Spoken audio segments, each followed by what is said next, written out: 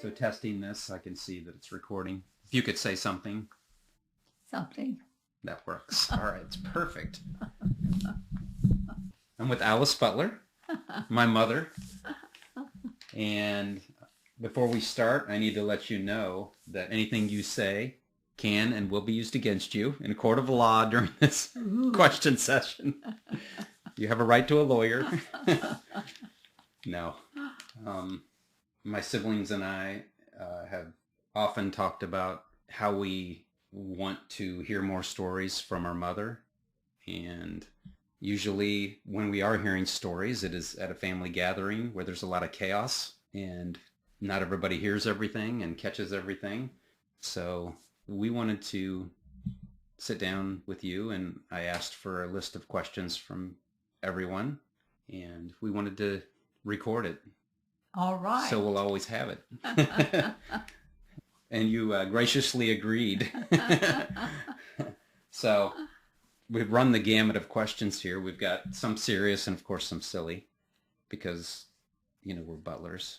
And, So I just kind of threw them into a random order. I was going to tell you which person each one came from, but there's just so many that I'll just ask them. Okay.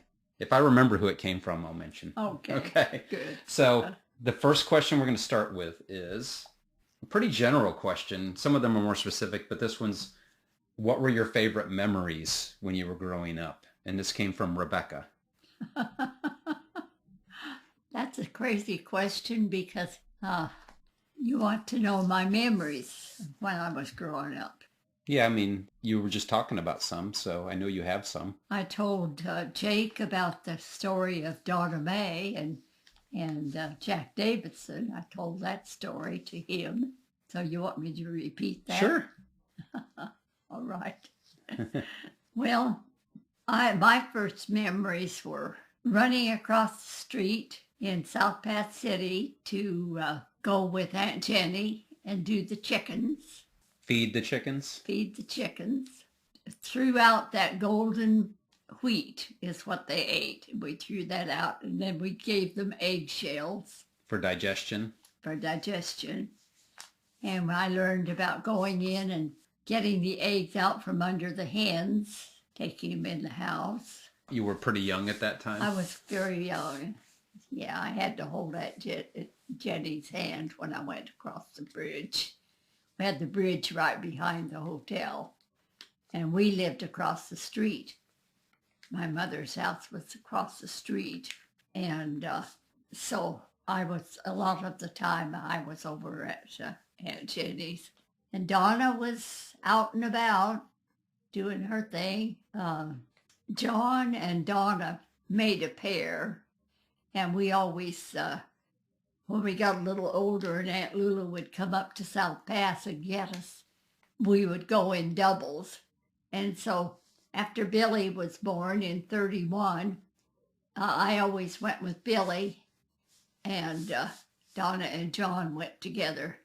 One funny story about Donna and John going down to Lander with Aunt Lula one year and staying for a few days. And she came out on the porch, and here they had Pal, and I think you've all seen pictures of Pal, her dog, and he was tied up by his legs to a stick or a rod or something, and they were playing with him and holding him, letting him swing upside down. So Aunt Lula was upset. So oh my. she got Pal relieved of that, and I don't know if I don't think she ever spanked any of us, but I think she would have maybe wanted to at that time. When Billy and I went down, I don't remember doing much with Billy, just playing, and we always went to movies, and she always came up and got us when there was something like Snow White or something on the television. It wasn't television then, it was movie. You went to a theater. So those were my experiences with theaters. You told a story, I don't want to tell you where to go with this, but you did tell a story about when you were older, I think, and you moved out on your own because you were living with Aunt Lula and Granny at one point. Is that correct? That was after I was growing up Yeah, but in I high was kind of, school. but it relates to the theater because didn't you say that you would go to movies? You moved into town and you would go to movies once a week or I something? usually saw the movies every time they changed. Yeah. And I worked at the home cafe, and I did floors with a big old mop, and I peeled onions and peeled potatoes. And I corresponded with that man after I went to nurse's school. He kept up with me, the one that I worked with. And True was in a trailer, lived behind the home cafe in a trailer. I was supposed to go and get him up by 6 o'clock if he wasn't up. And I was a very shy girl, and I was very upset about going out and waking him up. That always was a big stressor for me. Was he a cook? Oh, he was the owner of the cafe. Oh, he was the owner? Uh-huh. You had to go wake up the owner? So I had Oh, to my. go, because of course he had to have rest, and I Sure. had this other man to work with all night. Yeah. And then he'd come out and do the breakfast. The owner would? Uh-huh. Okay. Yeah, he did Yeah. the breakfast and I guess the lunch. I don't know who did those other things. Were you working all night then? I was Overnight? working nights, Yeah. yes. And then I'd go back. And I was with Granny and Aunt Lula for a while. Then I went downtown and rented an apartment when I got some money. And they weren't too pleased with that I hadn't stayed with them, because that way they could oversee what I was doing. And I don't know, it's just a thing that you want to be on your own. Sure. So they didn't say too much, though. They went ahead and went with it. So, question number 2, and we'll get to more stories, I think. Did you have a favorite pet animal when you were growing up? Alive or not? Are you talking alive or? You mean alive right now? No, alive then. Well, yeah. Well, Yeah, favorite pets. I had a teddy bear. I would hope they were alive. Oh, well, you're counting your teddy bear, your stuffed teddy bear. My stuffed teddy bear, Well, you I can had talk it about that, always sure. with me. Yeah. And Teddy was a dog, belonged to the whole family, you know. Throughout your life, was there a live animal pet that was your favorite during your adolescent years? I don't know favorite? if you call them favorite. Or you just loved them all or really enjoyed them all? We had a Shetland pony. Really? Dad brought home a Shetland pony. He was half Shetland and half Percheron. If you know the Percherons, they're big, sturdy horses. And, of course, Shetlands are smaller. And so he was in between. And we hitched him up to wagons and to sleighs, or we rode him horseback. He was very well trained. I don't know who trained him, but he was very, very good. When I was older in South Pass, like about, probably 11, I used to get on him and go out and ride it over toward Rock Springs and the homestead. I was out riding one day, and he was a crafty little pony, and he put his head down. I slid off, and he waited to see if I was all right. And then, before I could even grab his reins and get back on, he ran, went home.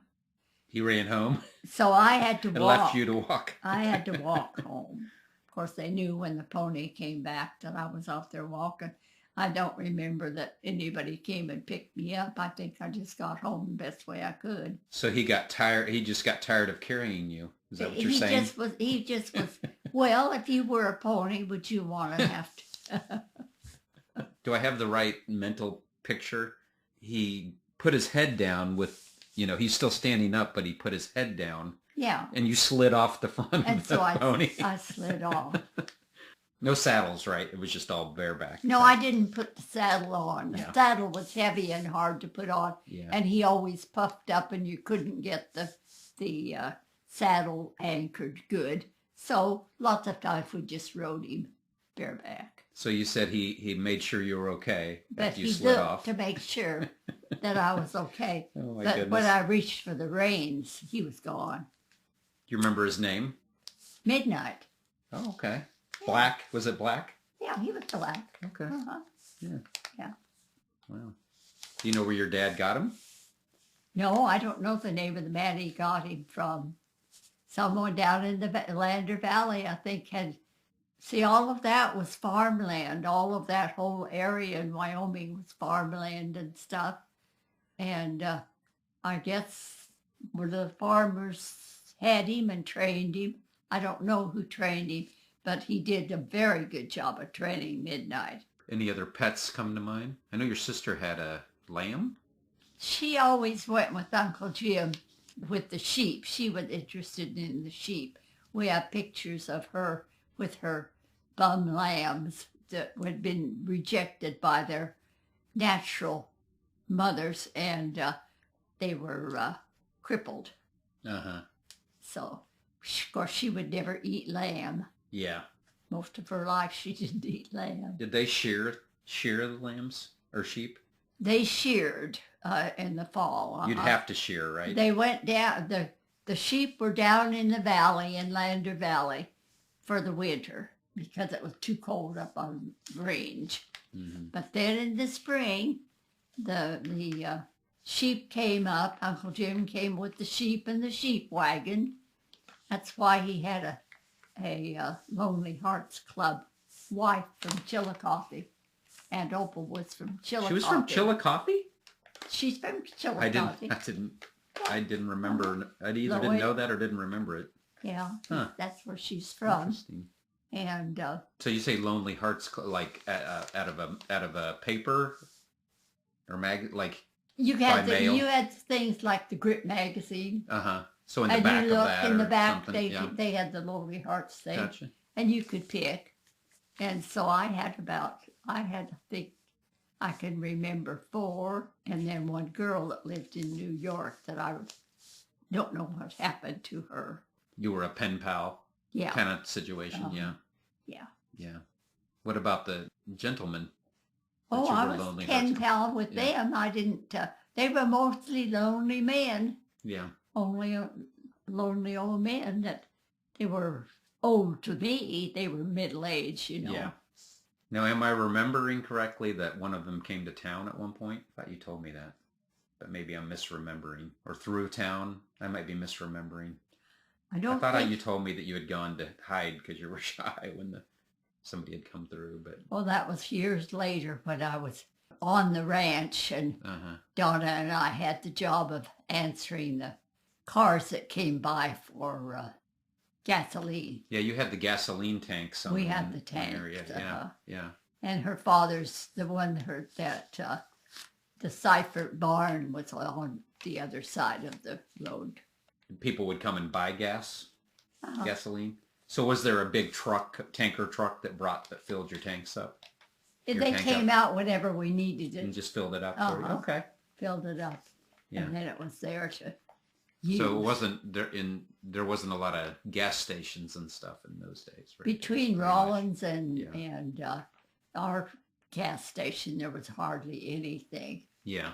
Yeah. Later on, I think Muddy Gap, halfway down to Rollins, had gas, but mostly they hadn't seen any gas station or any living persons most of the way up from Rollins, so they were glad to stop at ours. Yeah. And that's where I tried not to be the one You that were- had to go out. You were shy.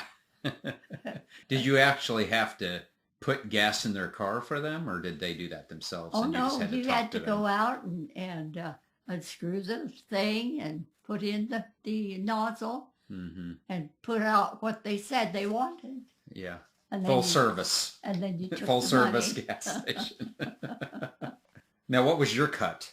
Did you get a cut of that money, or did you get an allowance even? I think we were all putting our money It just all went together to the till. Yeah. for the place. Yeah. Yeah. But I don't remember much about that. Was that more you and Donna's role? Were the boys doing other things? From the very first day we hit that ranch, My brothers were out irrigating Okay. and doing that kind Yeah. of thing, Yeah. ditch work. Yeah. Digging ditches. Yeah, Yeah. and, To divert and the irrigating. yeah to divert the water. And we had, you had to stay within your limits of your water. Uh-huh. Yeah. The BLM was no help at all. Mm, No one liked them, and no, I don't think anyone likes them yet. probably not. So this one you kind of covered a little bit of this next question, but maybe you can think of another. So what significant memories do you have of living in South Pass City? You've talked about some things, but is there... Well, when I was in the 5 to 8 thing, Donna and I would go down to Mr. Hinkle's cabin, and Mr. Hinkle lived just below the hill, below the schoolhouse, and we went down and we made curtains for his blinds, and we cleaned his house, and we talked to him and probably bothered him a lot. I don't know. But Mr. Hinkle was always one we went to help with. We were always helping people clean their houses. And then we go walk clear to the other side of the town, and we go visit Jimmy Smith and Mrs. Smith. And Mrs. Smith was Swiss, and so she had an accent and all. And she was the one that Mother always had come and take care of us while she went with Dad to Lander or to Rock Springs to help with getting supplies and stuff. And so we would be so bad until we'd hear the truck coming, and then we would be real nice and good. And she never told on us. We wouldn't drink her cocoa. We wouldn't drink her cocoa because she tested it with a spoon and put the spoon back in. Okay, so she tested it, like tasted it, and then put the spoon back in. So that was... Yeah. Yeah. So then, of course, we wouldn't. You would... And you want to get the Swiss germs? she said, you shouldn't. She told my mother, you shouldn't make something different for each child. You should cook something and then have everybody eat it. Well, we had her cooking us each what we wanted to eat. Oh, okay. And mother never did that. So the Swiss woman, you had her cooking She had specifically to give us, what you wanted. Yeah. Each one. Yeah, we said, I always had sardines and stuff that I wanted, and I don't remember what all the others had, but everybody had what they wanted. Another thing we did in South Pass that was interesting, we had marbles, and so we played on the living room floor with the marbles. We had oatmeal to feed the marbles, who were the horses, and we had conversations and played games with the horses. Like, I don't remember all the things we said, but we said, now I'm going to move my horses over here. You take yours such and such a place. I mean, it was that kind of So the a marbles play. were the represented horses. Yeah. Yeah. Uh-huh. Yeah. Yeah. That was an interesting thing to do.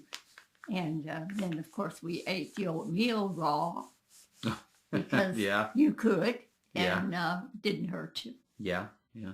And I don't remember what all we did with it. But those were the kind of things that we did.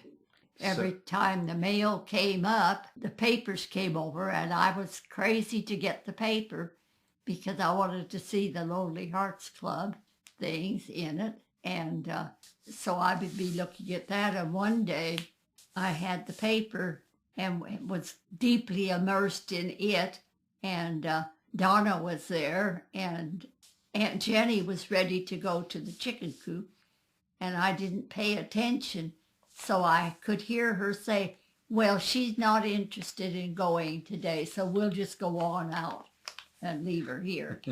So I immediately, of course, got myself up and out. Yeah. And across.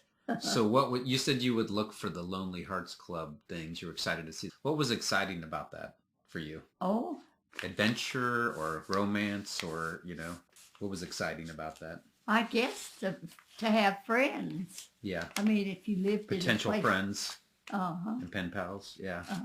I don't think I ever sent any communications looking for any kind of a romance. I Yeah. think it was just a friendly sort of thing. Yeah. Social. Uh-huh. Yeah. I was not like Jake. I was always social. Well, he's social online. That's kind of similar to the writing. This one is kind of a tacked on the end of that. So describe a typical South Pass Christmas. Well, we got to help go get the Christmas tree. Cut it down. Yeah. Uh-huh. Went out on the range and picked a good one and brought it in and set it up. And we got the one for the store. We got the one for the hotel and the one for our house. I think we probably got the schoolhouse one too. Were they big? The one in the store was probably medium size. It was not huge. The one in the hotel was pretty big. Pretty tall. Uh-huh. Yeah. It filled the whole lobby. And then ours was in the living room. I don't remember the schoolhouse just exactly where we had it, but we had one because we all had, we had a Christmas play all the time, every year. I've got some papers that they have the little things that we did, and there's some things that were there that I have that Granny and Aunt Lula had when they were growing up. So I have those that are even before me. Yeah. Anything we did after I could write and all came out in the South Pass News, and I published that every week. So did they decorate the town for Christmas? Did it have decorations for Christmas up? Or did everybody kind of do their own Everybody stuff? did their own thing, and there was nothing. Once you did your own, that was the town. We're talking about a typical Christmas, so let's talk about like your Christmas Eve into your Christmas morning. Like, what did that look like, or what was Every year. Of course, you know, the trails down to Lander and to Rock Springs were crowded with snow. You didn't get out of town.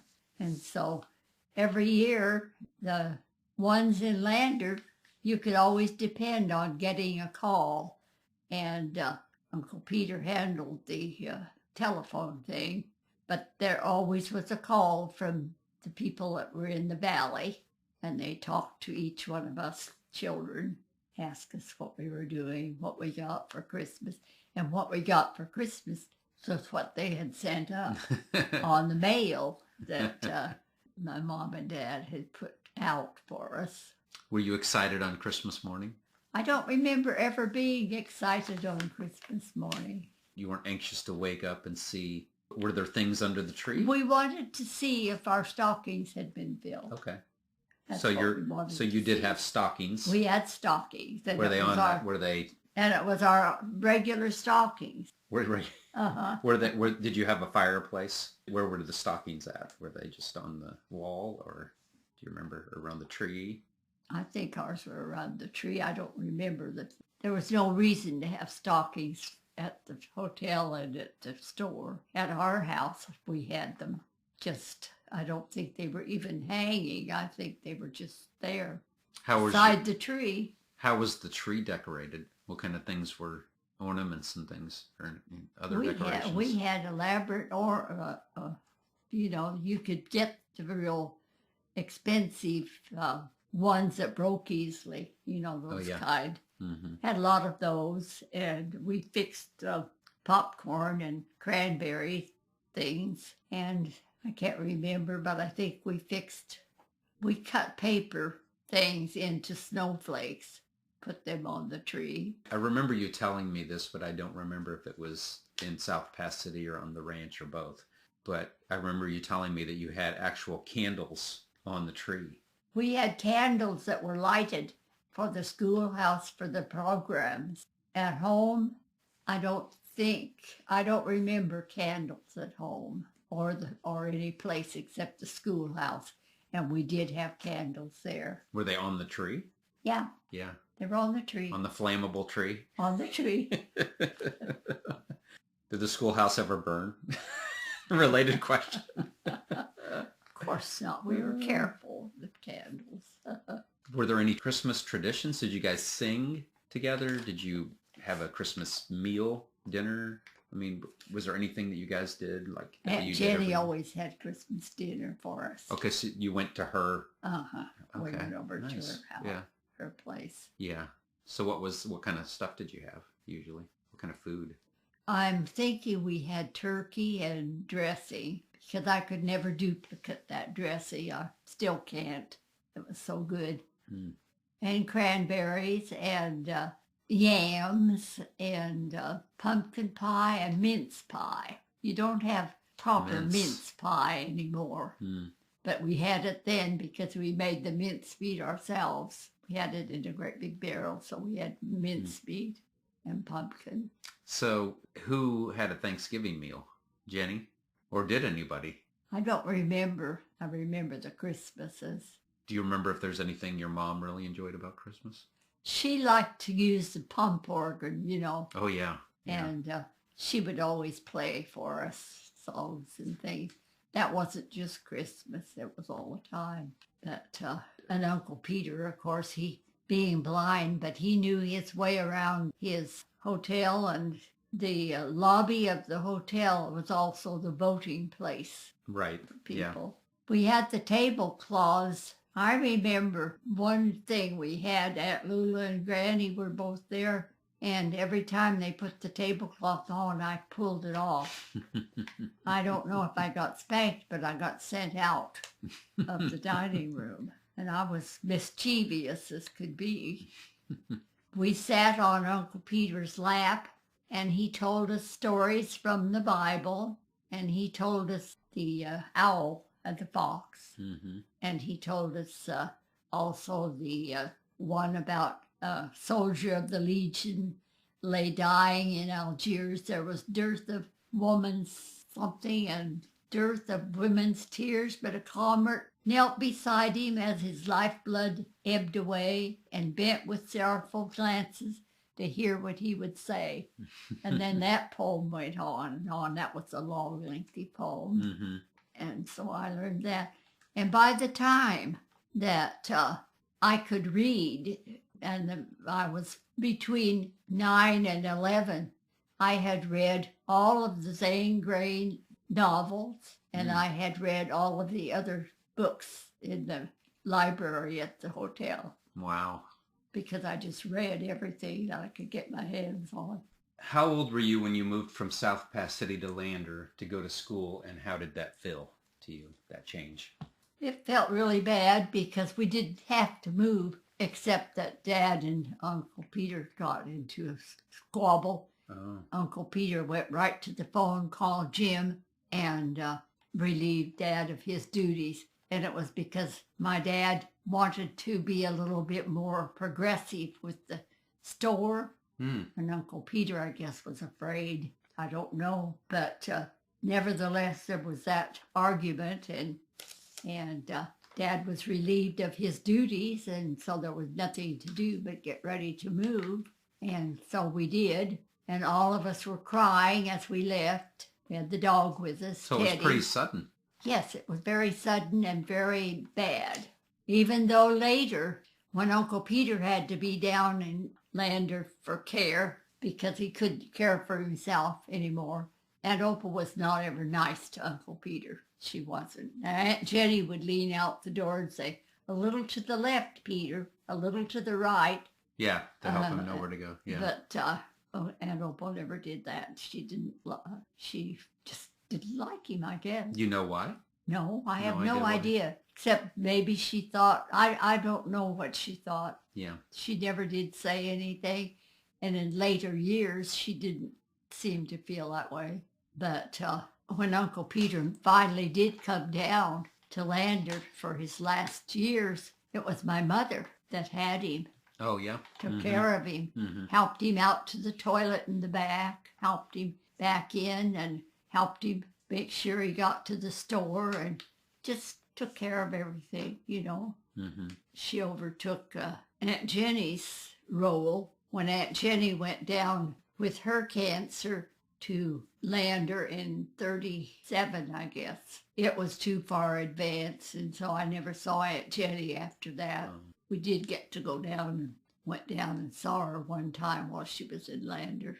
But her cancer was too advanced to do anything, so she just That was very hard on you, right? It was You're very terrible. close to her. Yeah.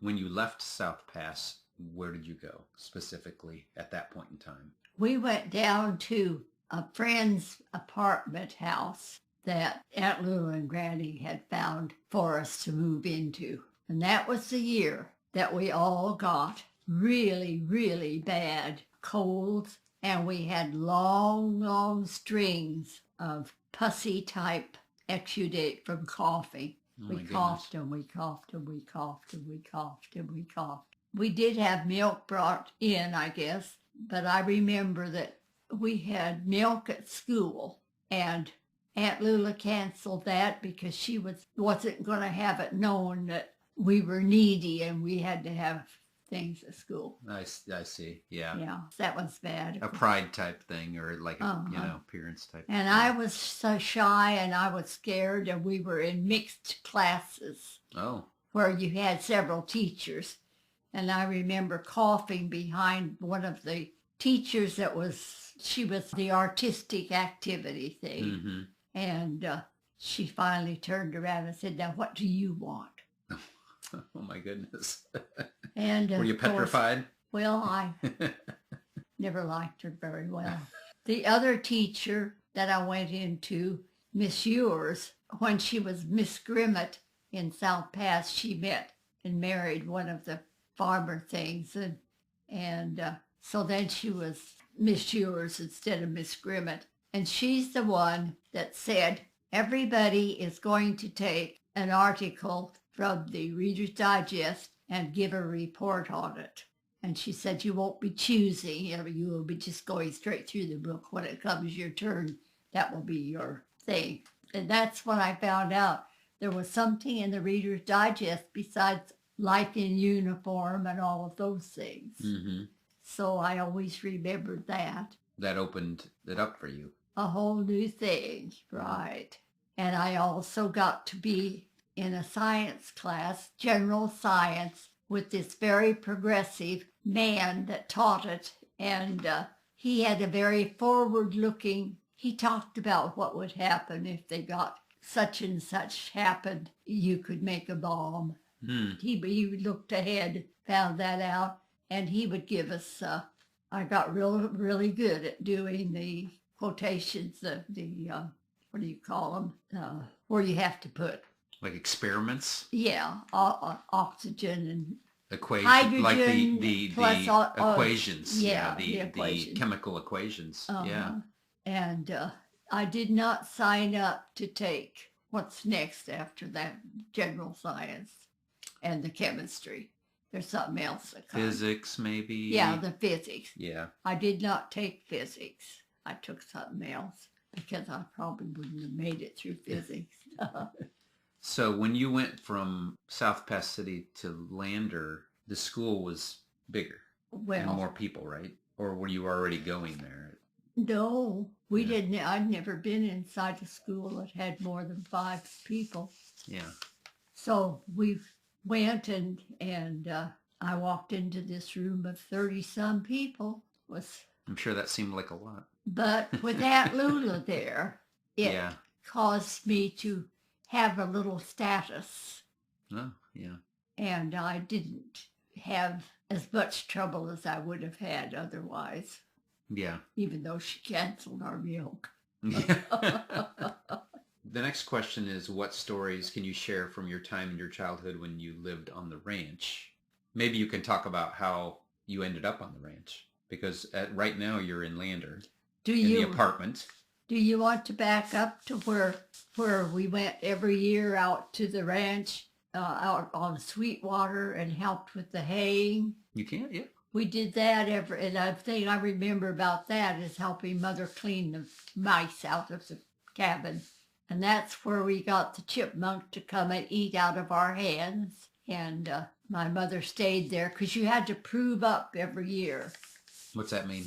That means that you had to spend so much time making improvements if you had a homestead. I see. Yeah. That was the rule. Yeah. And so I spent that time, the year that I was 4 and 5, I spent that time riding back to the school in South Pass and with Dad and then back out.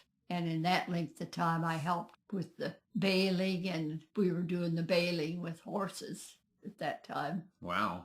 And the horses had to walk around and the bales came out. And then you had to put in wires in them. Yeah. So that was something we did every year. So once you were in the apartment, how did you end up at the ranch, the dairy ranch?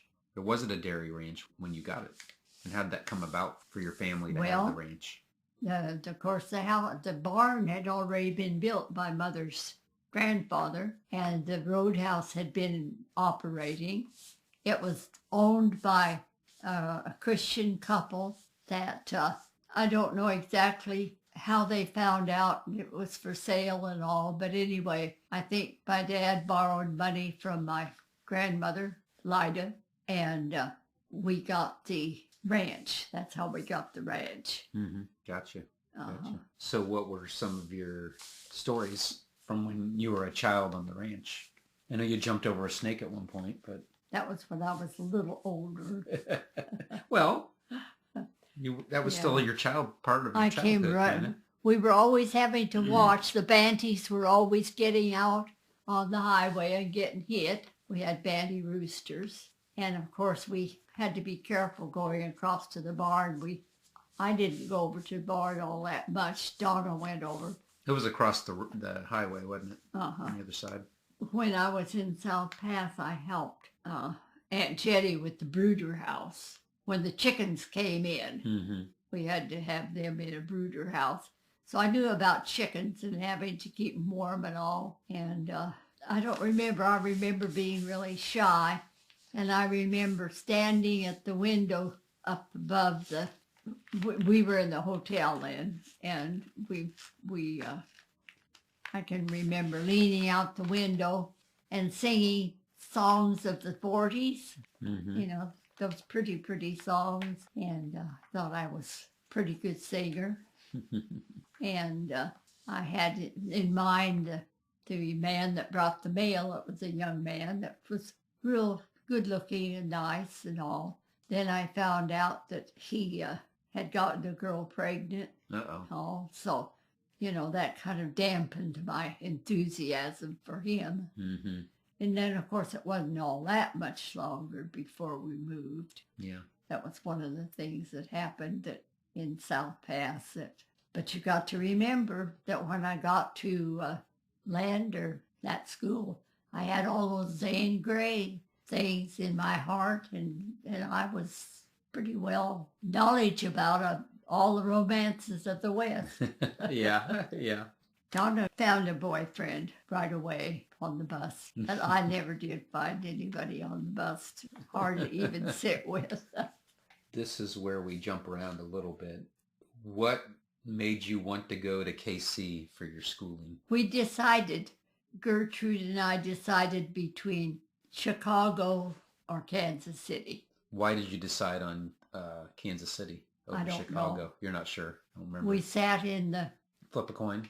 We sat in from Lander to Rollins. When we got on the train at Rollins, we sat on our suitcases and shared all the way to Kansas City with soldiers, because that talked with them, yeah, because that was who. So that would have been like around about what year approximately? Well, that's easy, because that was 1943. 44. We graduated from school in 43, and then we went to General Hospital in 44. I know there's a gap here, but jumping forward a little bit, how did you and Dad meet, And what are some of the stories from the KC revival services that you two experienced? Of course, I didn't know your dad at all while I was at Temple Baptist until Estelle brought him, and she was a friend that I had at Temple, and they worked together at TWA. Mm-hmm. And this was in which decade? 50s or 40s? Late 40s? It would have had to be just before the end of World War II. Was Dad still enlisted at that point? No, he was out. He was out by then. Gotcha. He had been to Italy and back. Mm-hmm. Gotcha. So it must have been late 40s. Yeah. So what were some of the revival service experiences that you had? Or do you remember anything significant about that? Oh, I remember John Boss. I still write to him, you know. Who is that? That's Christ for the World. He's like And he flew his plane up. And if you had perfect attendance, you got a ride in the plane. Oh, really? David got a ride. Mary got a ride. I don't remember other people. Really? And he got involved with Linda and her crippledness. And so he provided shoes for her. So you're telling me that he had an airplane? He had an airplane. And he's got an airplane now, but he doesn't fly it. And if you had perfect attendance, this is at revival meetings, then you get to ride in the plane. Yeah. And some of your children got to ride in the plane. Yeah. Wow. Mary got to ride, and David got to ride, and let's see. I was expecting John, I guess, when that happened. And then when I went to church after John was born on Friday, I got to church on Sunday, and we had a lady there that had said, stay home now a little bit and get your strength back. And she was shocked when she saw me at church. I said, well, I'm going to be just in the nursery so I could, I've got the baby in the nursery. So. What were you and Dad's favorite dating activities when you first met? Going to revivals in all the churches that we could find. We looked to see where there were revivals, and that's what we did. Yeah.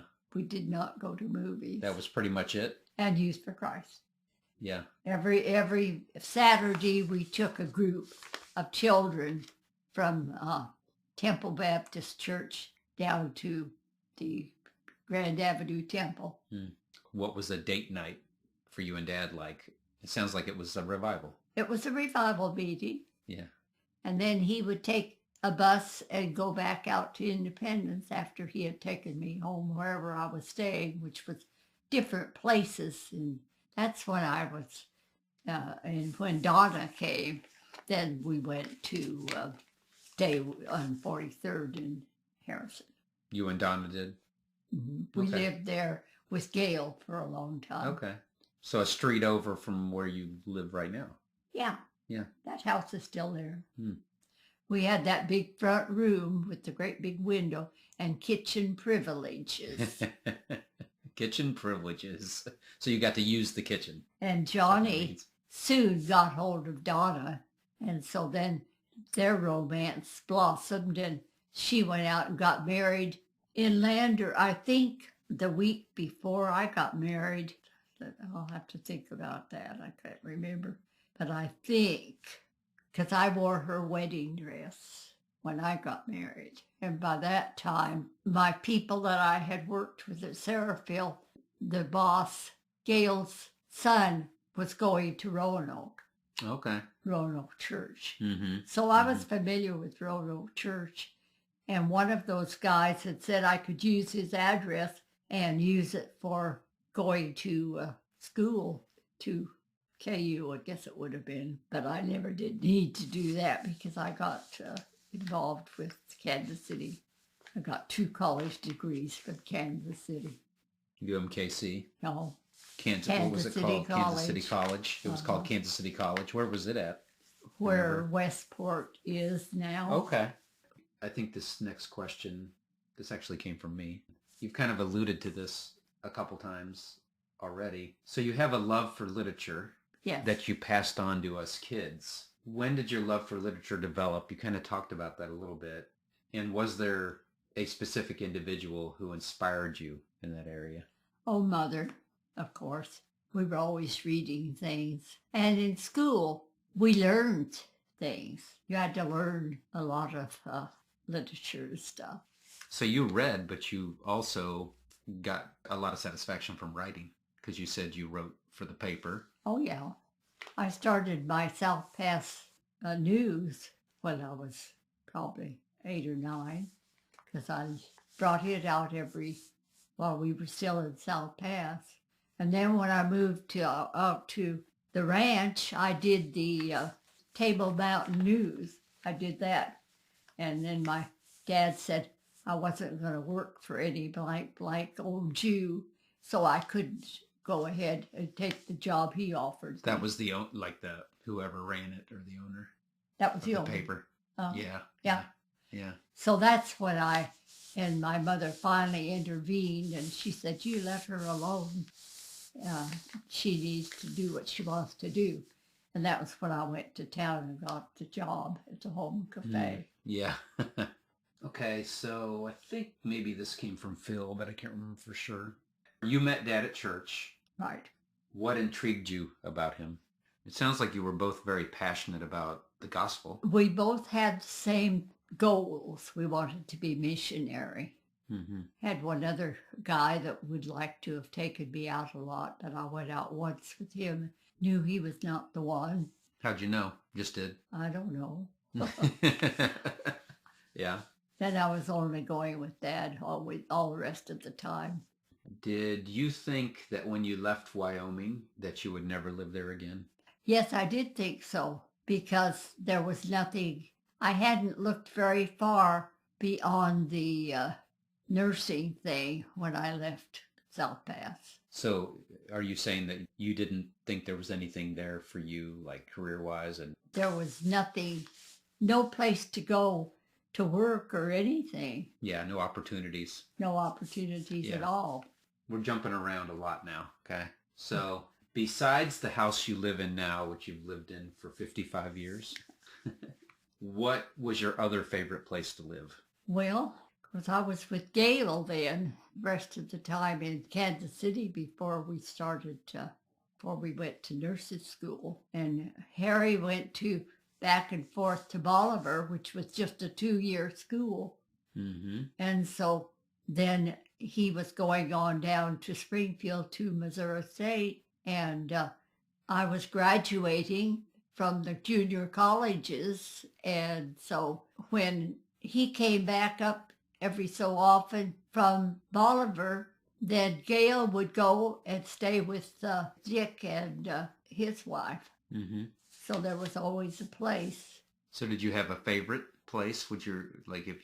Favorite house, favorite situation in your life that you really enjoyed living at a certain place? Is the place you live your favorite place? There's a lot of memories. I don't know if I even thought about having a favorite place. Yeah.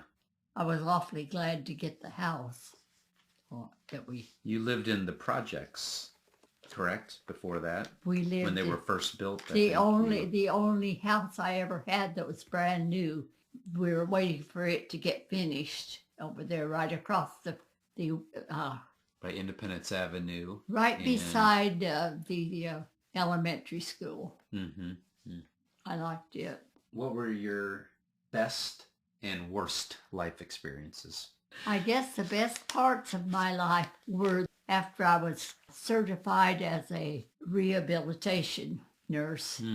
Were the trips we made, because I went all over. I went to Washington and South Carolina and Oregon, all of those places. We always went together. By that time, I didn't have Estelle in my life anymore, because she and Ernest had kind of drifted away. I don't know what happened to Estelle and Ernest. I don't really know what happened.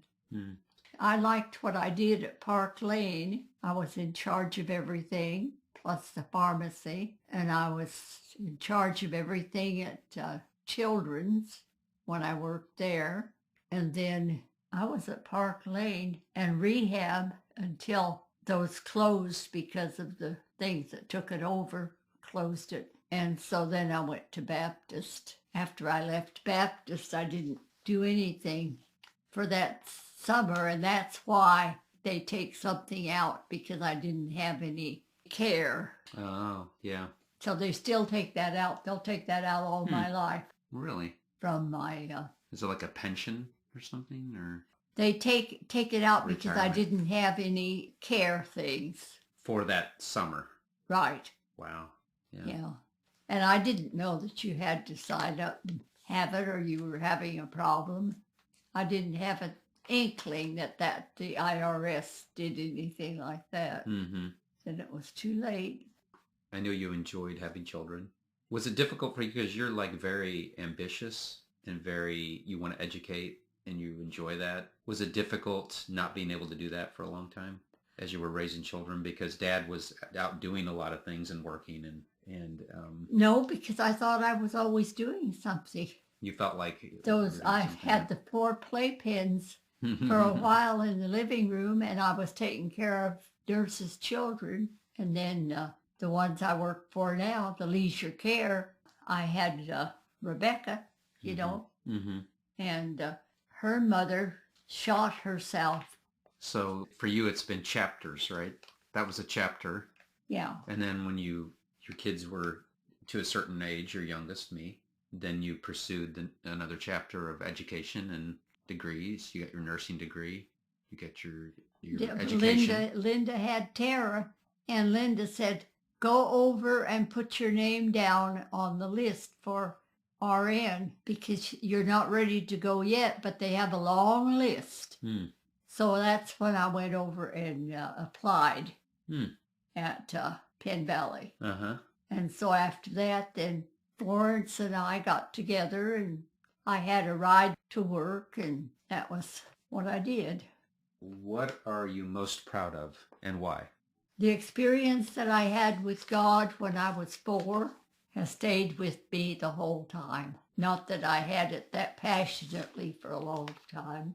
That's good. But I think there'll be some other questions that are related to that as well. Okay. Coming up. But, well, how about any of your accomplishments? Is there something that for you like makes you feel very like a sense of accomplishment, like pride-wise, or not like, the wrong kind of pride? Being able to pass and become a critical care rehab nurse was... Yeah, that's pretty impressive. Yeah. Because I took that thing twice and I had missed it by 5 points. So how did you feel after that? Were you pretty much just like, okay, I'm going to do it again? Or was you I thought I'm not for 5 points. And the reason that I didn't pass it was I couldn't answer any of the questions on the daytime activities of OT and PT and all because I worked 11 to 7. Okay, yeah. So just knowledge you didn't have. But then you knew that was on there for the second time around. Right. Yeah. And when I passed that nursing thing, guess what the highest divided into different things like psychology and history and all that kind of thing. And the highest thing I got was on the psychology. Oh, was it? It was. Wow. Yeah. And I thought, yeah, that's because I have all these kids. You've got a representative of all the different types of personalities. How would you like to be remembered? I believe that was Phil contributed that one. Somebody that put Christ first in her life. You want to end the answer there? That's really my only answer. Okay, fair enough. Who invented liquid soap and why? Also from Phil. And then I think he put a smiley face after that. So if you know who invented it, you can answer if you want to, but... I just don't know. I'm just glad it's here. This was from John. Did you have an imaginary friend when you were a kid? And if so, what was the friend's name? No, I was too busy having my mail-order friends. And your teddy bear. And my teddy bear. What'd you call your teddy bear? Teddy? Did it have a name? I just think I called it Bear. Bear. A bear. Yeah.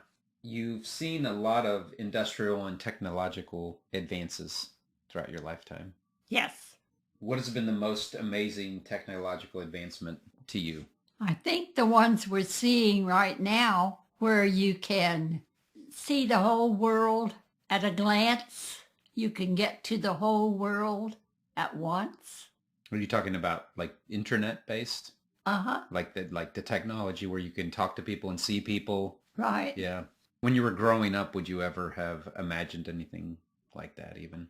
No, I didn't even imagine it at all. And my mother used to say that we would never have television in South Pass because it was too high up in the mountains. Oh yeah. Yeah. That all changed, right? That Because all now that then the changed. signals started coming from satellites. You enjoyed science fiction writing. Right. Yeah. So was there ever anything in any of those books that you read about that seemed very far out there, but it kind of came to pass? Or do you even remember? I was surprised how fast technology came into play. Yeah.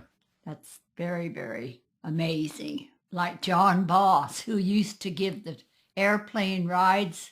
I'm still corresponding with him, and there are different countries that he goes to still and has gone to for years, and has orphanages that he works with, Yeah. and is still a friend.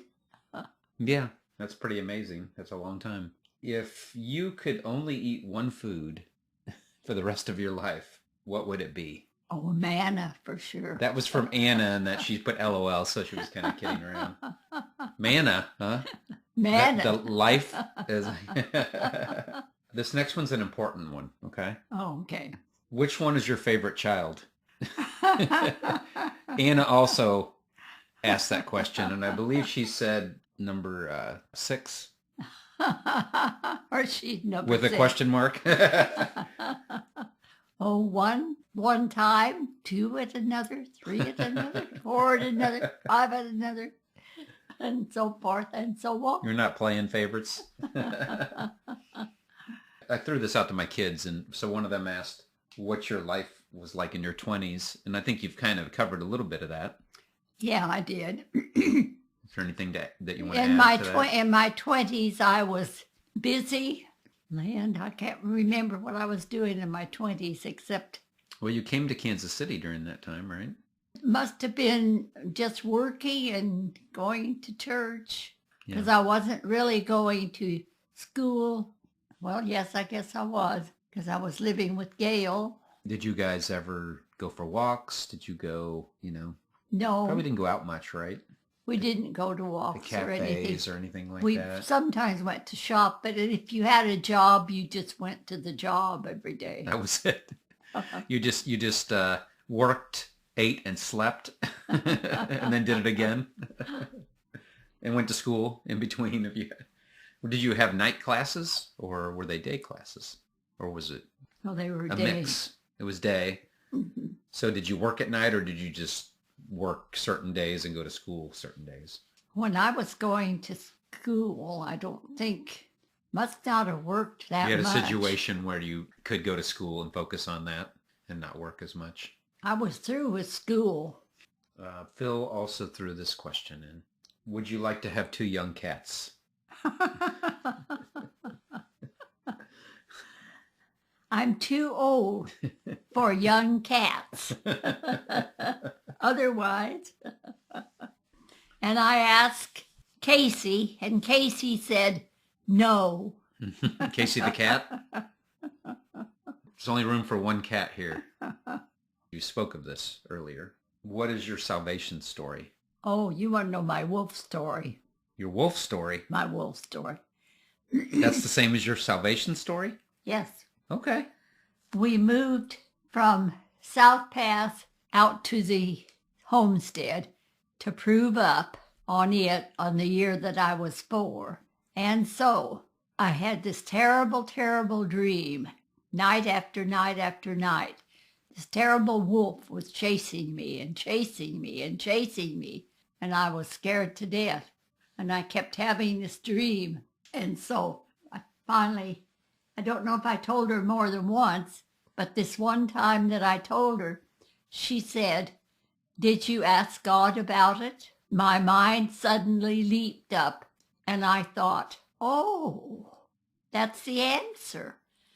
And so that's why I say that I met God before I knew about Jesus, even. When I heard at Temple Baptist Church in 1944, I guess 44, then I realized that that was the God that I knew. And so I went down and got baptized. And of course, you know, I had been baptized in the Episcopal Church before. I didn't know that. Because Lyda and John were Catholics. Mother's side of the family was all Baptist. And so... Aunt Lula was Episcopalian, is that correct? It was High Episcopal, which is pretty Very Catholic. similar to Catholic. Yeah. Yeah. Aunt Mame and Uncle Will, who had charge of the sheep and stuff, were devout Catholic.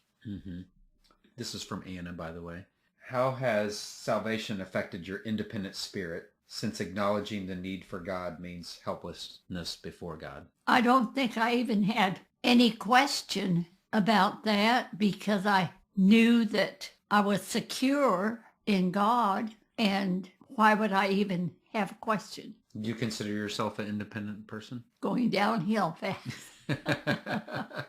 I mean, in general, you know, your spirit. She's talking about your spirit. In general, I'm pretty... I would see you that as independent. I'm You feel pretty that way about yourself? independent. Yeah. You can have independence and still know that you need to depend on God. Right. Right. And you could see the I mean, you could that's... see the independence as something that God put in you. I think that's pretty good summation. How have you maintained faith in the face of challenges you've experienced? That was from Noreen. Children like Noreen fed into it. I got something from her very often. I've gotten things from some of the other grandchildren. So when you say you've gotten things from them, how does that relate to you maintaining your faith during times of challenges? You're talking about encouragement when you say you've gotten things from them? Yeah, Noreen had a lot of things out because she was the mission person at their church. Okay, yeah. And she's had a lot of things. Anna sent me a lot of encouraging things, and so has Rebecca. How about during the times before your kids were at a point where they could offer that to you? How about when Linda was going through what she went through with polio? Oh, we didn't know. We thought, what is going on? We planned to be missionaries. Now we can't be, because at that time you couldn't be a missionary and go out with someone that was in Linda's problem. Oh, really? No. Why is that? Because she couldn't walk. Okay, yeah. Yeah, Yeah, so she had the polio. You couldn't do the activity part of it. She couldn't. Yeah. They wouldn't have accepted us as a mission field, but we still were going to the seminary. So that changed the course of Changed our thoughts. What you were going to do. Right. Do you ever question God during that time or wonder what happened? What's the plan? Yeah, I often wondered, what is the plan? But mostly, I just thought it turned my thoughts a different way. So I never did give them up. It's more like, okay, this had happened, and so the path changed, and we'll see where it goes, and work with whatever we have to. Yeah. Did Dad have the same perspective, you think, or not? I think so. Yeah. But you remember at that time, when she got polio, we were pretty much immersed in the ministry of Temple Baptist Church. We used the church car every weekend to go to church. How did the situation with Temple, when you guys left there, how did that challenge affect you? We kept going in spite of the fact that we were not wanted there by a lot of the people. The pastor's wife shook our hands and said, well, I'm not withdrawing fellowship. That was Gladys Stecker. Oh, I didn't know that. Yeah, she said, well, I'm not withdrawing fellowship. And the Snitkers, they said, why don't you go to Forest Avenue? That's a nice little church. And she said, they would welcome you so much. And we found out in later years that actually, well, David Heinke was all involved in that too, because they had seen Ruth and Dr. Decker kissing in the parking lot. Mm-hmm. And I would say, in looking back, probably was just a friendly kiss. I don't Oh, think really? it had anything to do with sexuality, Mm-hmm. but the people weren't willing to let it go. Yeah. Did you consider that challenging at the time when that situation was happening? We were just glad that we knew Quentin Boyd. Oh. He was the pastor at Forest Avenue at that time. Really? Uh-huh. He, And that was before he went to Santa Fe Hills, he was at Forest Avenue? no Pitchford? No, Pitchford was there. Okay. It's Pitchford. Yeah, at Forest Avenue. Gotcha. And yeah. Is that why you started going to Forest Avenue, because of the suggestion from the person you talked about that who suggested you should go over to Forest Avenue? They'll welcome you. We held on as long as we could at Temple, Mm-hmm. and then decided that it was not. I don't really know what we felt like. But you felt like it was time to We felt like make a it change. was time. Uh-huh. Yeah. What was one of the most impacting experiences concerning your faith in Christ? I mean, I know you told the wolf story. That was pretty impactful. The other impactful one was when Linda went off the bridge there in Colorado Yeah. when I was expecting you. Yeah. I was wondering if I'd have to give her up. And when I went in to see her, she said, "Am I going to die?" And I said, "I don't know." Hmm. And we Wow. talked about it a little bit. How did you find out about that? Just a phone call? We got back to the house. Noreen was standing in the doorway after I got off work, and she said Linda didn't make it. Oh, that was her opener. Linda That was didn't her make it. opening words. It's hard. People get kind of paralyzed when they have to deliver news sometimes, and it comes out in very strange ways. So when she said that, I didn't know if she didn't make it. And she on the trip, like Right, to get to was where she was killed. going. Or I didn't understand. Yeah, yeah. And what did she mean? But then she right away said that her car wrecked and that Joe and she were both in Denver in the ICU Yeah, because he was badly hurt too. yeah. And they went off a bridge. They blew off a bridge. It was the wind. The wind Wow. just took them. Yeah. So that was in Colorado? That was on their way back from being here for Easter. Okay. And where were they headed to? Back to school Which was? in Greeley. In Greeley. Okay. Mhm. Okay. Wow. Of course, that was the end of her Greeley. Yeah. Did she come back then to this area then? She didn't have any choices. To mend? By then, she had to do all of the things that she had to do for her polio. Yeah. Did she have to rehabilitate after that accident at all? She did some of it there in Denver, and Mother flew down to Denver and stayed with her and then brought her on to Kansas City. Mm-hmm. That was scary, really scary. And at the time, we didn't know how much she would recover. But I'll always remember when she came to seminary, when she was in early years in grade school, and she came in with her hands behind her back and a big smile on her face, and she had a book in her hand, and she showed it to us, and it was Harry the Dirty Dog. Harry the Dirty Dog. And we laughed and laughed. That's cute. What are your favorite memories of your mother? Seeing her do the pump organ, running across the street to retrieve me from Aunt Jenny's. And I got up and ran right back across the street. And she came right back after me. And Jenny said, "Oh, let her stay. Let her stay." And Mother said, "No, she's not staying." And she brought me home. And that time, I think she spanked me and sat me on a chair. So. Did you learn your lesson? Well, I don't think I ever did that again. No, she was determined, and so was I, but she was more determined. Do you have any other favorite memories of your mother?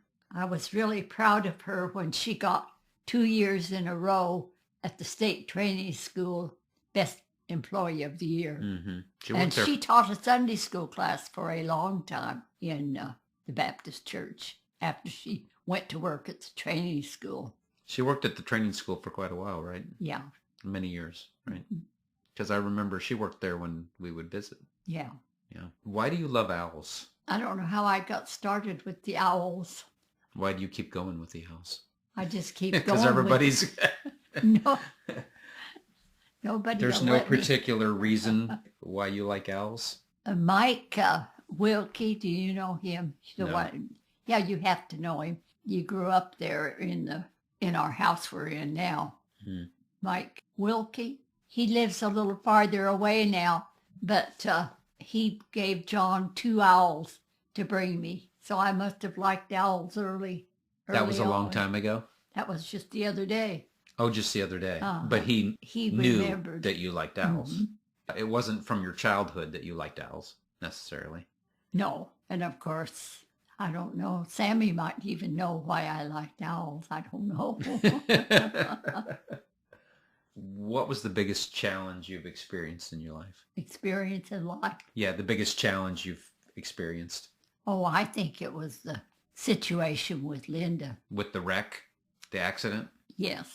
Yeah, yeah. And I'm sure the situation with Mary was very Right. difficult. I know that was very impactful for you. Do you remember the first poem you ever wrote? And if so, can you still recite it from memory? This is the one you wrote. I'm not real sure, This is but from I John. did have that book out just the other day. I'll have to get it and let you see it. Of poetry that you The wrote? things I wrote. Yeah. Mm-hmm. I was in the senior play and the junior play in high school. And one was Hobgoblin House. That was the junior one. And the other one was, I can't think right now. Well, what kind of a play was Hobgoblin House? I was a housekeeper and I had an accent. And Was I it don't Swedish? remember, but Was it Swiss? no. Did you learn it from the neighborhood? Hobgoblin House. What was the Hobgoblin basis of the story? Do you remember?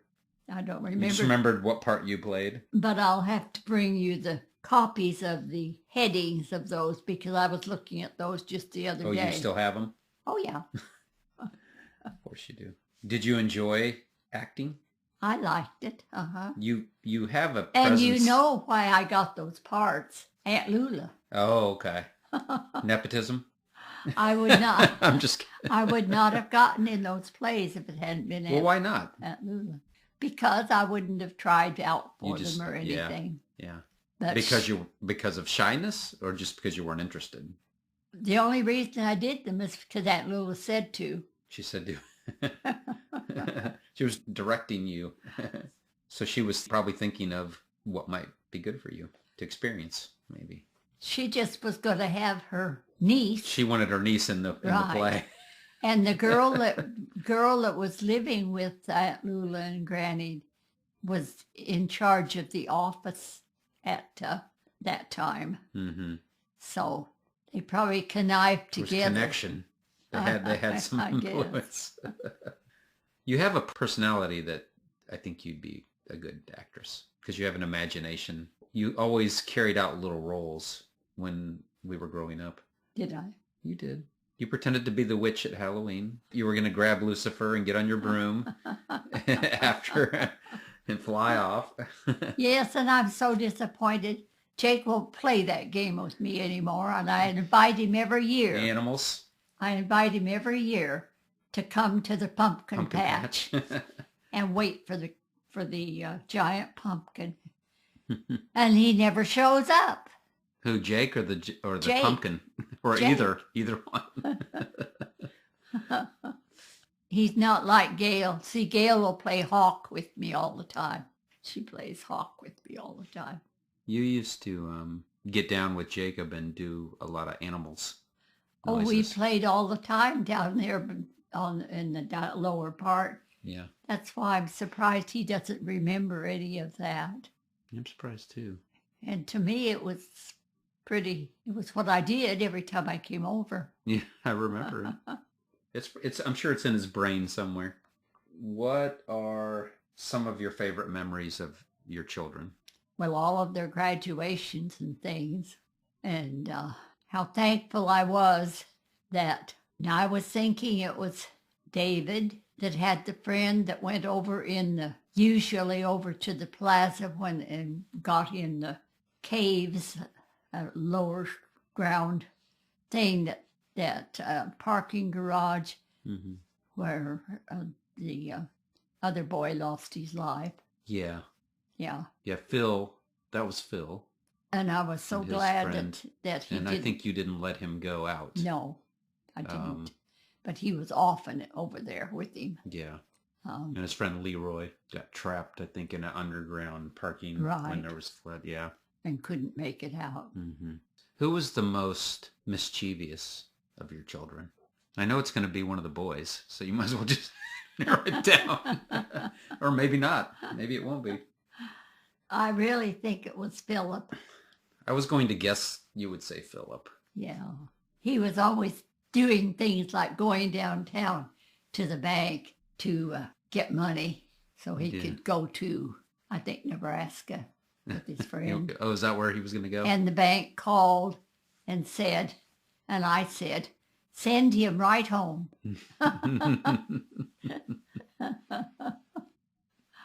And then he, Did he slink home? Then there was this little episode of this other child that was setting up a market for seafood and brought home a bunch of crabs. There were lobsters. Lobster. So I had lobsters all over. Yeah. I still can't believe the store had me do that. I can't believe Bring lobsters home, cook them. I just can't believe then take them back to sell. Boy, they couldn't get away with that now. No. Probably would have got in trouble then if people would have known about it. How did it feel to meet your grandchildren? How did it feel? Yeah, so Christy was your first grandchild, is that correct? Right. So how did that feel? She was my first, and then... It was kind of interesting for you because you're having a child around the same time. Right. So how did it feel to be a grandma for the first time? Well, it felt good. Probably very interesting for you because a lot of people, when they become a grandparent, their kids are all older and moving out of the nest, and you still had a nest full. I did have a nest full. Yourself. Was that kind of a special thing that you and Noreen went through pregnancy together? I already had so many of my own that it was not as traumatic as it would have been. Your dad spent a lot of time up there with them. I mean, he was always dropping by. They were right up the street. Right up the on street. Campbell, right? Yeah. 3937. Yeah. Wow, you remember the address? Mm-hmm. I remember when she brought the rake home on the bus. A rake? A rake. A garden-sized rake. She Okay. got off because she worked at Sears. Okay. And so she got on the bus with that rake, Mm-hmm. brought it home on the rake. No other way to do it. They didn't big have rake, yeah. car. I'm or sure there were anything. other people doing that too, right? Didn't have a car. That's the only way to do Where it. was Sears at downtown? Was Sears downtown? Yeah. Yeah, that's where she worked. It's downtown. Yeah. No. It wasn't downtown? Not downtown, out there out by Askew. South of the city? South. Over there, South. over there south of the city. Yeah. Well, guess what? I don't have any more questions. There's no more? There's no more. All right. I feel like there's a lot more information inside you that could be shared. Well, we can. Is there anything else you want to share? And you just tonight, I know you wrote a couple things. What did you do with your little note? You had a little note. You have it in your pocket. You have it squirreled away. No.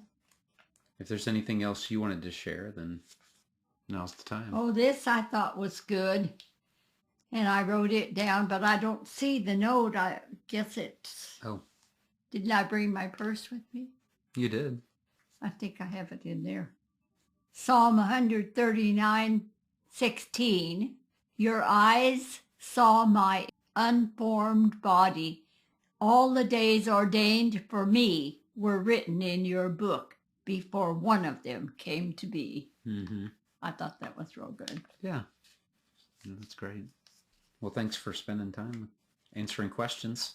Thanks for coming and getting me. Yeah. And letting me know that it's only... It's only what? Only Thursday. It's only Thursday. You got a day off before you go to work. All right. Oh my.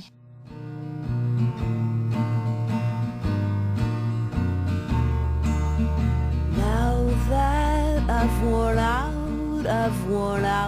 the world, I'm on my knees in fascination,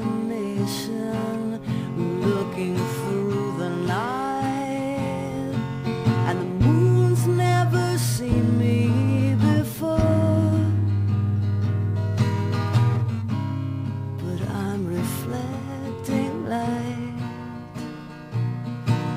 I rode the pain down, got all